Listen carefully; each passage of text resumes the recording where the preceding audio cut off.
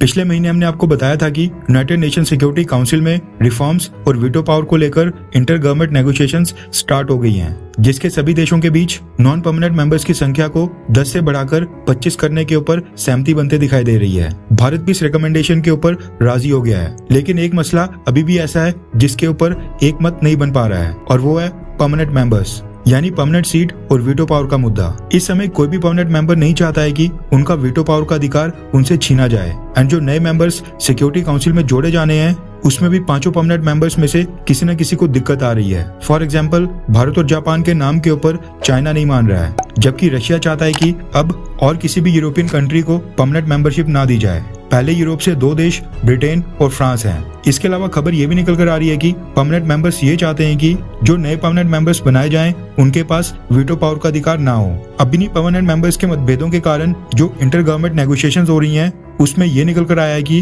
पहले कम से कम non permanent seats को लेकर ही रिफॉर्म्स कर दिए जाएं। यानी यूएन सिक्योरिटी काउंसिल की नॉन परमानेंट सीट्स को पहले 10 से बढ़ाकर 25 से 26 कर दिया जाए, एंड जो परमानेंट सीट्स को लेकर फैसला होना है वो बाद में डिसाइड किया जाए। यानी परमानेंट मेंबर्स की संख्या फिलहाल के लिए 5 ही रहने दी जाए एंड नॉन परमानेंट मेंबर्स की संख्या 25 कर दी जाए। अब क्योंकि कई सारे छोटे छोटे देश यूएन सिक्योरिटी काउंसिल के रिफॉर्म्स में शामिल हैं, जिनका परमानेंट मेंबर बनना बहुत ही मुश्किल है, उनको तो इस फैसले से कोई फर्क नहीं पड़ता है। वो वैसे भी परमानेंट मेंबर नहीं बनेंगे, इसलिए वो इस तरह के फैसले को सपोर्ट करते दिखाई दे रहे हैं, जिसमें यूएन सिक्योरिटी काउंसिल के केवल नॉन परमानेंट मेंबर्स की सीट बढ़ाई जाएगी और परमानेंट मेंबर्स सेम रहेंगे। लेकिन भारत इस रिकमेंडेशन के ऊपर आग बबूला हो गया है, क्योंकि अगर परमानेंट मेंबर्स की संख्या नहीं बढ़ाई गई, इसका मतलब है कि भारत को ना ही टेबल के ऊपर परमानेंट सीट मिलेगी और ना ही वीटो पावर। एंड जो ये तर्क दिया जा रहा है कि पहले फेज में नॉन परमानेंट मेंबर्स के रिफॉर्म्स कर लेते हैं और फिर दूसरे फेज में परमानेंट मेंबर्स को लेकर रिफॉर्म्स कर लेंगे, अगर ऐसा होता है तो ये मुद्दा फिर से 40 से 50 साल तक टल जाएगा एंड ये परमानेंट मेंबर्स रिफॉर्म्स नहीं करेंगे। इसलिए भारत ने यूनाइटेड नेशन सिक्योरिटी काउंसिल में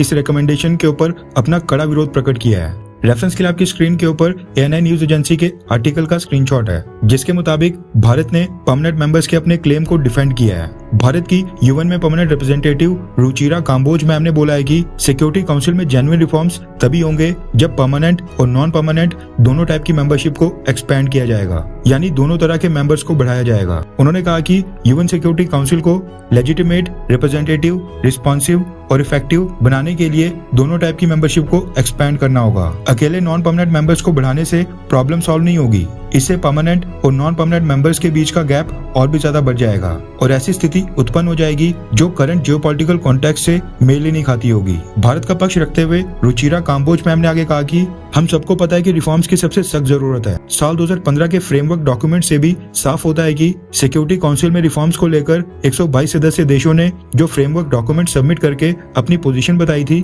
उसमें भी 122 में से 113 देशों ने कहा था कि परमानेंट और नॉन परमानेंट दोनों ही कैटेगरीज में एक्सपेंशन होनी चाहिए, यानी दोनों तरह की सीट्स बढ़ाई जानी चाहिए। उन्होंने आगे कहा कि 90% देश चाहते हैं कि दोनों तरह की सीट्स बढ़ें, इसलिए इंटर गवर्नमेंट नेगोशिएशंस के दौरान हम माइनॉरिटी देशों यानी अभी के परमानेंट देशों के होस्टेज नहीं बन सकते हैं। यानी जो परमानेंट देश अपनी बात बनाने के लिए बाकी देशों को प्रेशराइज कर रहे हैं, वैसा बिल्कुल नहीं हो सकता है। रुचिरा काम्बोज मैम ने कहा कि जो चीज 90% देश बोल रहे हैं, उसको अनडेमोक्रेटिक कैसे कहा जा सकता है। अभी के एलिमेंट पेपर में 2015 का फ्रेमवर्क डॉक्यूमेंट पूरी तरह से रिफ्लेक्ट होना चाहिए। यहाँ पर रुचिरा काम्बोज मैम ने साफ किया कि अगर सिर्फ नॉन परमानेंट 10 से बढ़ाए जाते हैं तो भारत इसका समर्थन नहीं करेगा।